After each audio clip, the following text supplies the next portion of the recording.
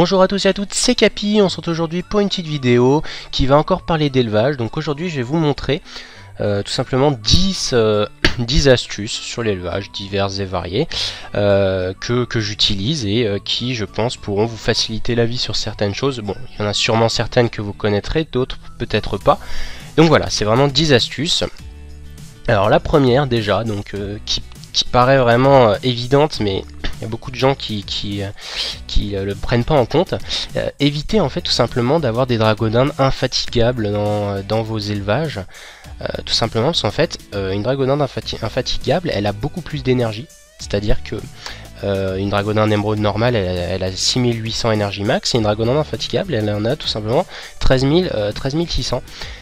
Soit le double en fait, et du coup en fait ça va prendre beaucoup plus de temps à monter la barre d'énergie, et ça va servir à rien parce que tout simplement pour faire le calcul en fait l'énergie, pour ceux qui savent pas, ça sert à avoir un bébé potentiellement en plus lorsque vous allez accoupler cette dragoninde avec une autre. Pour savoir quel pourcentage de chance vous avez d'obtenir un bébé en plus, c'est tout simple, vous prenez le pourcentage de remplissage de la barre d'énergie mâle plus le pourcentage de remplissage de la barre d'énergie femelle et vous divisez par 2. En gros, si les deux sont remplis à 100%, vous faites 100 plus 100 divisé par 2, ça fait 100% de chance d'avoir un bébé en plus. Si les deux sont remplis, enfin s'il y en a une qui est remplie à 80 et l'autre à 50, et ben voilà, ça vous fait 65% de chance d'avoir un bébé en plus. Donc le but évidemment c'est de monter les deux barres, donc femelle et mâle, d'énergie au maximum et d'avoir 100% de chance d'avoir un bébé en plus. C'est pourquoi, si vous prenez des dragonins infatigables, ça va mettre 2 fois plus de temps de monter la barre d'énergie au maximum, tout simplement, et ça servira strictement à rien. Parce que c'est le pourcentage de remplissage qui compte, et pas le nombre d'énergie. Voilà, j'espère que j'ai été clair. Ensuite, on va parler un petit peu des dragonins reproductrices. Alors, il faut savoir déjà qu'une dragoninde reproductrice, ça augmente donc la portée de un bébé. C'est-à-dire que vous accouplez une dragoninde qui est repro, si à la base vous deviez avoir 2 bébés, vous allez en avoir 3. Mais seulement pour les femelles. Très important. En soi, avoir une dragoninde mâle reproductrice, ça sert à rien en fait. Parce que elle ne vous donnera pas plus de bébés. La seule utilité d'avoir un mâle reproductrice, c'est le transfert du gène en fait. C'est-à-dire que vous pouvez quand même transférer le gène aux générations futures. Donc c'est la seule utilité d'avoir des mâles reproductrices. Donc concrètement, ça sert à rien d'accoupler une dragoninde mâle repro avec une femelle repro. Ce que je veux dire, c'est que si vous accouplez des dragonins, voilà, par exemple, moi qui n'ai pas que des repros, j'ai des repros, des camés et des sans rien. Et ben en fait, quand je vais les accoupler, je vais avoir plus tendance à accoupler une dragoninde femelle repro avec par exemple une camé,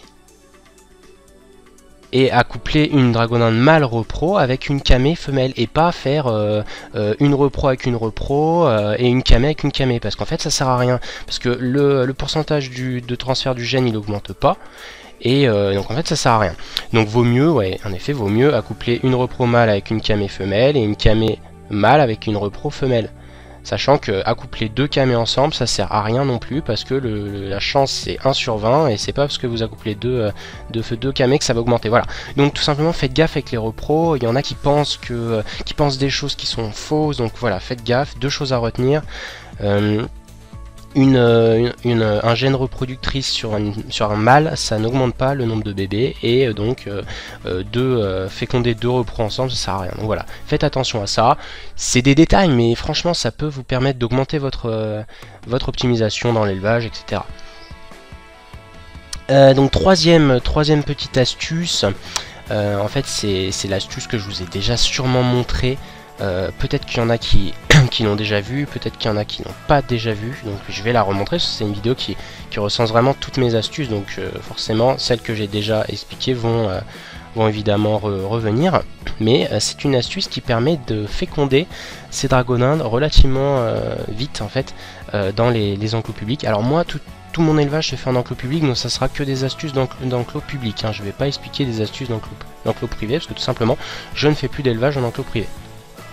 Donc voilà, pour accoupler les dragonins, vous prenez l'émoticône, comment on appelle ça déjà, La capacité, enfin je sais même plus, l'attitude, voilà, c'est le mot que je cherchais. L'attitude, lâcher des gaz. Vous mettez donc dans l'enclos des caresseurs à bon tas.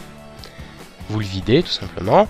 Et puis en fait, vous triez par dragoninde féconde grâce au filtre. Vous triez ensuite par sexe. Vous allez en bas et vous faites, enfin avec les raccourcis par exemple pour aller un peu plus vite ou quoi. Moi ça ira pas forcément super vite parce que mon PC en ce moment il a un peu du mal. Puis je suis sur une connexion de téléphone donc c'est pas non plus ouf, mais en gros voilà, vous faites 1, 2, 3, 4, 5, vous voyez c'est relativement long, ça rame un peu. Mais dès que vous avez mis les 5 à l'aide des raccourcis, vous cliquez en haut sur transfert avancé, tout transférer dans l'enclos, et en fait ça va amener les 5 premières femelles du haut dans l'enclos. Ensuite vous faites lâcher des gaz une fois, et puis hop, ça va toutes les féconder d'un coup. Vous n'avez pas besoin de sortir de l'étable, vous pouvez faire ça directement depuis l'étable et vous enchaînez comme ça. Vous pouvez en féconder facilement 100 en 1 minute, ça va très très vite. Moi je le fais pas parce que elles sont pas encore toutes bon, quoique si, je vais pouvoir le faire en fait. Je vais vous montrer un coup hein. Voilà, 1, 2, 3, 4, 5. Faut aller quand même relativement vite pour empêcher les dragonins de bouger en fait avant d'avoir fait l'attitude. Voilà, vous le faites une fois, ça suffit hein. Et puis hop, on retransfère et voilà, elles sont toutes fécondées. Vous voyez que le nombre de montures fécondes n'a pas augmenté, donc du coup elles sont bien toutes fécondées. Et puis vous faites ça tant qu'il y a besoin de le faire. Voilà, et ça c'était la troisième astuce.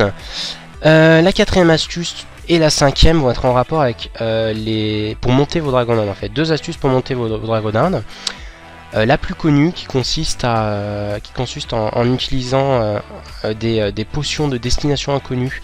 Donc en fait je le fais pas avec ce personnage, du coup je vais pas pouvoir vous montrer sur un autre compte. Mais en gros vous prenez des potions de destination inconnue et puis vous allez à Brakmar, à l'enclos, donc HDV animaux. Pourquoi Brakmar? Parce que tout simplement l'enclos est directement sur une map avec un Zappy, contrairement à Bonta où en fait il faut monter d'une map pour accéder à l'enclos, donc c'est plus long. Vous sauvegardez le Zap Brakmar. Pourquoi? Parce qu'une potion de rappel ça coûte moins cher qu'une potion Brakmar, tout simplement. Donc ça va vous faire économiser énormément, hein, 6 fois plus le prix d'une potion de Brak. Donc vous sauvegardez le Zap Brakmar. En plus, pour ceux qui aiment les détails, c'est plus rapide de faire. Je vais prendre une potion pour vous montrer. C'est moins rapide de faire d'ici au Zappy. Voilà, ça prend un certain temps. C'est de l'ordre du détail, hein, mais c'est pour vous montrer que ça vaut vraiment le coup. Que de faire du Zap jusqu'au Zappy. Voilà, c'est plus rapide en fait de faire du Zap jusqu'au Zappy que de faire de la milice jusqu'au Zappy de la milice. Donc voilà pourquoi il faut sauvegarder le Zap Brakmar. Donc vous allez à l'HDV des animaux, évidemment vous sauvegardez, donc vous mettez en favori l'HDV des animaux, comme ça vous avez juste à faire hop valider. Et puis vous allez ici, vous changez de dragoninde, vous mettez la nouvelle, hop, vous faites potion de destination inconnue, vous lancez le combat, vous équipez la dragoninde après avoir lancé le combat, comme ça en fait vous perdez pas les 4 d'énergie. Bon c'est de l'ordre du détail encore une fois, mais n'empêche que ça vous fait gagner, c'est un pourcentage, hein, c'est à dire que si vous fécondez votre dragoninde avec 4 d'énergie de moins, vous allez quand même avoir une infime malchance de ne pas avoir le bébé supplémentaire. Donc voilà, ça peut être une optimisation en plus. Moi perso je m'en fous, mais il y en a qui accordent de l'importance. Donc les classes qui sont utiles pour faire très rapidement le combat en fait, de la potion de destination inconnue. En fait il y a trois mobs des Abras, je crois. Enfin, je sais plus lesquels, mais en gros il y en a 3. Ils ont à peu près 2000 de vie chacun et ils sont placés en triangle au début. Donc en fait avec un Yob vous pouvez directement lancer 2 épées de Yob, c'est assez pratique. Moi je fais ça avec un Eka. Tout simplement je pourrais vous montrer, mais il faudrait que je connecte le compte, et là franchement mon PC lague un peu donc je vais pas le faire. Mais en gros je fais roulette, roue de la fortune, maîtrise, une flamiche, un coup de marteau, et deuxième tour je fais roulette, tout rien, un coup de marteau et un bluff, et c'est terminé. Voilà. Il y a le Feka qui va très vite aussi, le SRAM et le Yop. Pour moi c'est les 4 classes qui sont relativement rapides. Pour terminer les 3 mobs en 2 tours, en gros ça fait à peu près 20-22 secondes, le temps de revenir. En 35-40 secondes vous avez monté une dragoninde, donc à peu près 80 par heure, donc ça va relativement vite. La 5e astuce, donc qui était toujours pour monter des dragonines, c'est tout simplement de garder vos succès et de les utiliser pour monter les dragonines. N'oubliez pas d'équiper la dragoninde, de vous mettre à 90%, En fait ça va très vite. Moi je m'en sers pour monter mes dragodindes au niveau 100 en fait, soit des camés, soit des dragodindes que j'ai besoin, notamment en ce moment je suis en train de monter une porteuse. Elle est à 90%, hop, j'accepte tout, voilà, elle était niveau 40, elle est niveau 43. Je la monte petit à petit, en fait, c'est pour avoir du stockage dans l'inventaire, mais en fait, maintenant, ça sert plus à rien. Je faisais ça avant, quand il n'y avait pas le havre-sac, mais maintenant, avec le havre-sac, j'ai plus besoin de la dragoninde, en fait. D'ailleurs, on en vient à l'astuce numéro 6, pour stocker vos parchemins. Et puis même pour tout transférer entre vos persos d'un même compte, donc de vos persos élevage, moi j'en ai 9 par exemple, n'utilisez plus la banque. La banque, mine de rien, ça coûte des sous. Moi ça me coûte 1000 kamas à chaque fois que je rentre dedans. Utilisez l'havre-sac, ça va très bien, vous avez un certain nombre de slots, ça suffit largement pour mettre tous les puissants, les dorés, etc. Moi j'utilise ça, ça va très très bien. Après il y a un souci, c'est que vous pouvez pas ouvrir un havre-sac dans les 3 minutes qui suivent si vous l'avez déjà ouvert avec un autre personnage, mais c'est pas super grave parce que c'est très rare d'ouvrir un havre-sac dans les 3 minutes. Enfin souvent vous faites voilà, le temps passe, c'est large quoi je veux dire. Astuce donc numéro 7 il me semble, qui concerne la vente de vos pare-chocs. Moi je vous conseille tout simplement de déjà varier les parchemins que vous faites. Ne faites pas que des parchemins sagesse ou que des parchemins force, ça sert à rien, vous les vendrez pas, parce que s'il y a trop d'offres par rapport à la demande, et ben les prix vont s'effondrer. Donc faites, diversifiez-vous, vendez des parchemins de tous les types, et vendez-les petit à petit, c'est-à-dire que moi je les mets 50 par 50 maximum. Ça sert à rien d'en mettre plus parce que de toute façon les prix vont descendre et vous allez devoir modifier les prix, donc 50 par 50 ça va très bien. Autre astuce, bon tout le monde connaît, mais descendez pas les prix de 20 000, ça sert à rien. Vous voyez là le parchemin en ce moment il est exceptionnellement haut, le parchemin doré. Bah, je vais pas venir casser les prix et les mettre à 200 000. Tant mieux, je profite de l'occasion, hop, je les mets à ce prix là. D'ailleurs c'est moi qui les ai mis à 249 000 parce qu'il n'y en avait pas tout à l'heure. Et hop, je les ai mis à 249 000 au lieu de les remettre au prix de 200 000. Comme ça j'augmente les prix, de toute façon les gens vont les acheter comme vous avez pu le voir tout à l'heure, hein. Ils sont partis. Donc voilà, vendez-les petit à petit. Ça sert à rien de changer les prix toutes les 5 minutes, hein. Si les parchemins... Bon là vous voyez ils ont beaucoup baissé, donc il faudrait que je les remette à jour. Mais si un parchemin a perdu, là j'ai pas d'exemple parce que ça fait avec les vacances, et puis... Enfin voilà, par exemple un pare-choc comme ça vaut pas forcément le coup de remodifier le prix, parce que ça va vous coûter ouais, encore 1% du prix, etc. Laissez-les, de toute façon les gens vont les acheter, puis à un moment c'est le vôtre qui va partir. Ça sert à rien de vouloir à tout prix que vos pare-chocs partent en 1 minute, même si ça met 2 jours, c'est pas grave. Et vendez-les dans les bonnes périodes. Ça c'est important. D'ailleurs, par exemple, en ce moment avec les vacances, c'est pas forcément une bonne période pour vendre les pare-chocs parce que les gens ont plus de temps à consacrer au jeu. Il y a beaucoup d'éleveurs qui y consacrent du coup beaucoup plus de temps, qui sortent beaucoup de pare-chocs pendant les vacances. Voilà, il y a plus de migration, il y a plus de tout en fait. Et du coup les pare-chocs baissent en prix tout simplement. Oui, il y a aussi on peut voir à l'inverse, hein, c'est à dire que vu que c'est les vacances les gens achètent plus de pare-chocs, mais il me semble que c'est quand même l'inverse qui est plus important, c'est à dire que pendant les vacances il y a plus de pare-chocs qui sortent que de gens qui en achètent, donc les prix baissent tout simplement, c'est logique. Donc attendez que les périodes de vacances passent, que les gens se remettent aux études et tout, les pare-chocs vont remonter, ça c'est logique. Aussi, essayez peut-être de vendre les parchemins quand il y a des nouvelles classes qui sortent, notamment en avril, quand il va y avoir le... je sais pas quand est-ce qu'elle sort, mais quand il va y avoir la sortie officielle de l'Hypermage, etc. Quand il y avait la sortie du steamer, tout ça, de l'héliotrope. Les pare-chocs grimpent, surtout les parchemins dorés, qui servent à faire XP les persos, donc n'hésitez pas à garder ces parchemins pour ces périodes-là. N'hésitez pas à garder les parchemins sagesse quand il y a des week-ends double XP, souvent les gens ont tendance à aller XP un personnage, ils ont besoin d'un pare-choc sagesse, etc. Voilà, n'hésitez pas à essayer de profiter des périodes. Donc ça c'était le conseil numéro 7. Conseil numéro 8, qui peut rendre service à certaines personnes qui aiment bien organiser leurs élevages avec des noms. Moi je sais que je fais ça un peu à l'arrache. Mais il y en a qui font ça très bien. Et en fait tout simplement quand vous ouvrez votre c'est dommage, à 1 heure près j'aurais pu vous montrer, mais en gros quand vous avez des dragonins qui vont accoucher tout simplement, les bébés vont se mélanger avec toutes vos dragonins et en fait c'est chiant. Du coup, donc déjà, vous utilisez le filtre qui s'appelle vient de naître, enfin monture venant de naître. Bon là, je peux pas vous montrer parce que, bah, comme je vous ai dit, j'ai pas de dragonines qui vont accoucher. Donc, quand vous avez utilisé ce filtre, vous avez toutes vos dragonines qui viennent de naître. Moi, personnellement, je garde les dragonines repro. Donc ensuite, vous triez par dragonine repro. Donc vous mettez 2 filtres. Et là, un troisième filtre, vous triez par sans nom, monture sans nom, qui est je sais pas où, parce que j'en ai peut-être pas en fait. Ouais, malheureusement elles ont toutes des noms. Hop, si je fais comme ça, non, je sais plus comment elle s'appelle. Comment elle s'appelle déjà? Anonyme? Un truc du style. Je sais plus comment elle s'appelle quand elles ont pas de nom. Voilà, monture sans nom, c'est anonyme. Et quand vous avez fait ça, eh bien, je vais même en mettre 2 pour vraiment vous montrer l'astuce. Anonyme. Hop, et une troisième. Anonyme, voilà. Et donc, hop, on met le filtre. Et en fait, bon, j'en ai raté une, tant pis.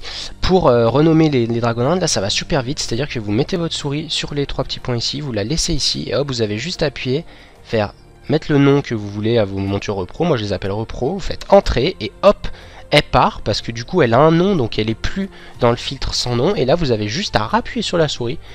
Et comme ça, vous pouvez renommer des dragonines super rapidement. Si vous avez 10-20 repros, ça prend 3 secondes à les renommer. Alors que si vous mettez pas ce filtre sans nom, et ben en fait, il faut appuyer, renommer, prendre la souris, aller sélectionner l'autre dragonine, revenir. Voilà, c'est de l'ordre du détail encore une fois, mais ça va vous faire gagner des précieuses secondes. Et en fait, l'élevage, c'est ça, hein, c'est toujours la recherche d'aller le plus vite possible et toujours le plus efficace. Et en fait, au final, moi, toutes ces astuces, ça me permet de faire mon élevage de 9, 10, enfin j'en ai 15 en fait en tout, parce que j'ai 2 comptes, mais ça me permet de faire mon élevage très rapidement.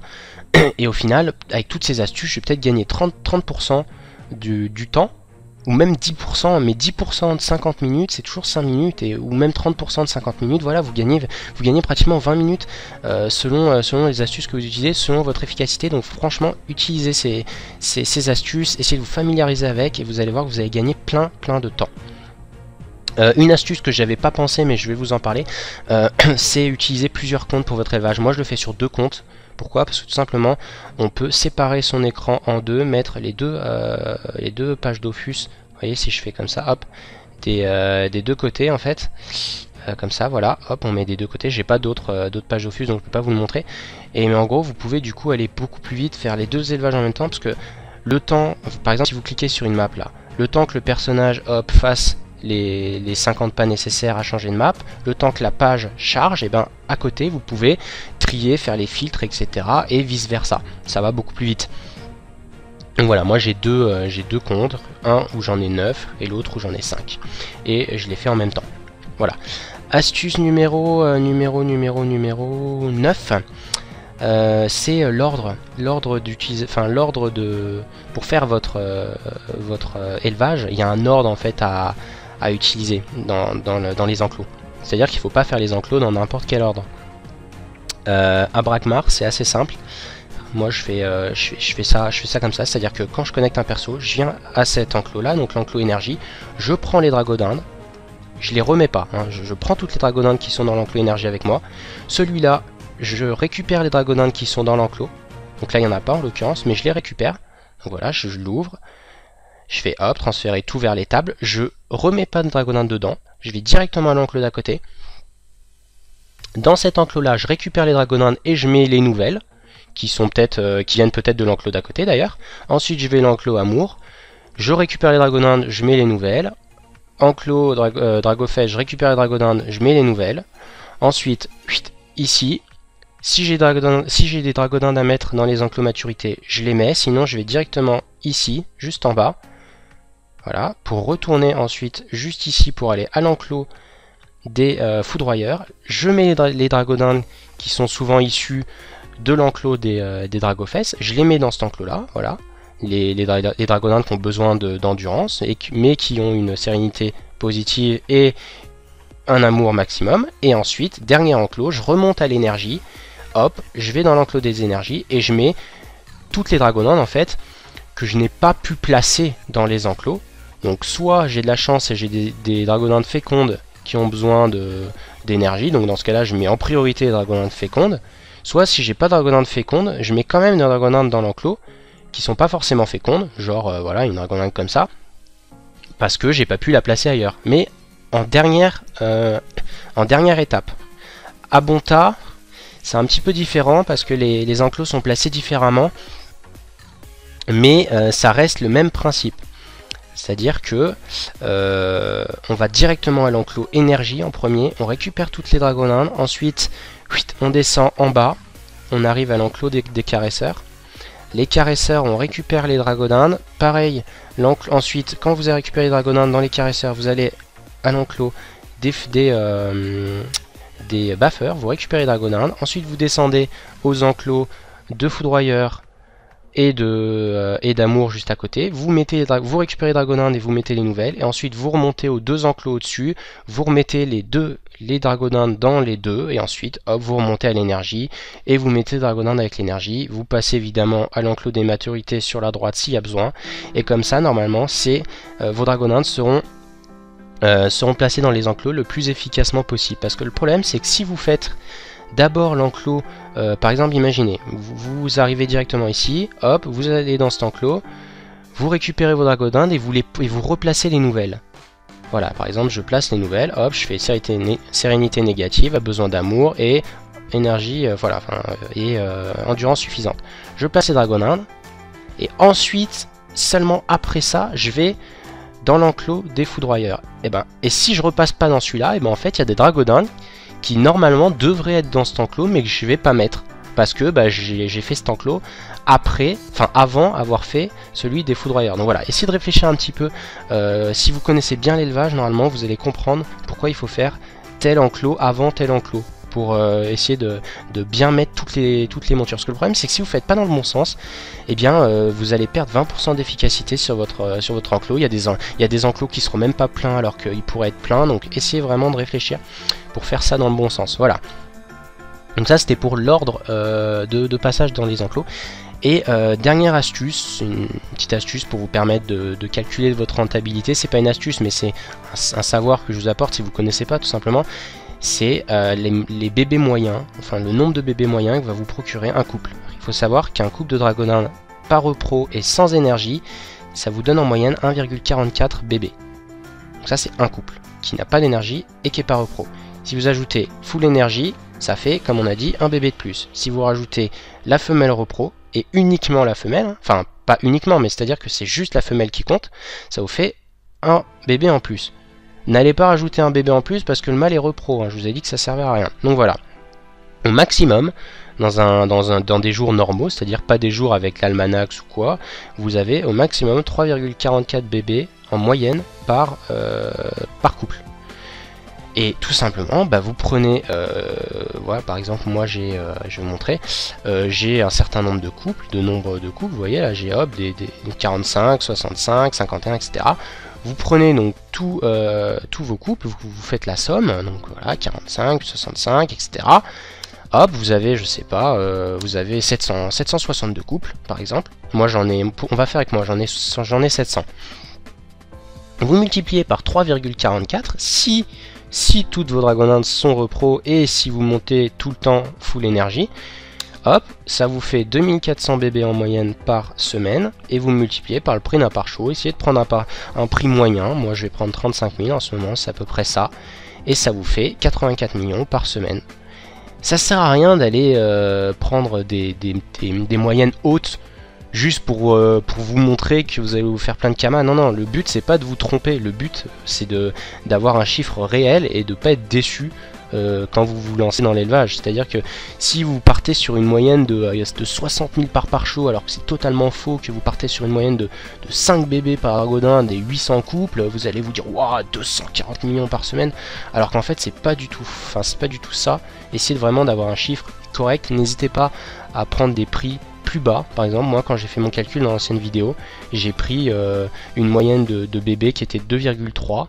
Parce que j'ai essayé de faire une approximation parce que j'ai pas que des repros, j'ai pas que des dragonins de full énergie, donc j'ai essayé de prendre un chiffre assez à la baisse Ensuite j'ai pris une moyenne de par chevaux qui était 35 000, qui est aussi un petit peu vue à la baisse. Et j'avais 56 millions par semaine. C'est un chiffre qui est honnête, c'est un chiffre qui est vrai en fait. Parce que souvent, on a plus tendance, je sais pas, par exemple, cette semaine vous allez peut-être avoir moins de temps, du coup il y a des dragodindes que vous n'allez pas féconder, etc. Donc ça sert à rien de majorer le chiffre, vaut mieux le minorer pour avoir un chiffre assez qui reflète assez votre vraie situation, plutôt que de majorer le chiffre et de vous dire ouah, je vais faire 100 millions alors qu'en fait vous allez faire 60 quoi. C'est mieux de vous dire je vais me faire 50 millions et au final vous faites 60, plutôt que de vous dire je vais me faire 80 millions et au final vous faites 60, vous voyez. Donc voilà, et ne vous mentez pas vous-même, voilà, c'est ce que je peux dire pour terminer cette vidéo. N'hésitez pas à me dire si vous avez d'autres astuces, hein, comme j'ai dit, je n'ai pas la prétention de connaître tout à l'élevage, je pense que j'en connais quand même pas mal, ça fait un moment que je fais de l'élevage. D'ailleurs depuis que je joue, donc voilà, je partage les astuces que je connais. La vidéo commence à être assez longue d'ailleurs, hein, mais bon, il y avait quand même 10 astuces à partager, hein, c'était quand même assez long. N'hésitez pas à me dire donc les astuces que vous connaissez en plus ou quoi, et puis n'hésitez pas à me poser des questions sur l'élevage, de toute façon je réponds à tout le monde, il n'y a pas de souci. Voilà, c'était Capi, n'hésitez pas à mettre un j'aime et un commentaire à la vidéo si ça vous a plu, n'hésitez pas à vous abonner pour suivre toutes mes autres vidéos. À plus.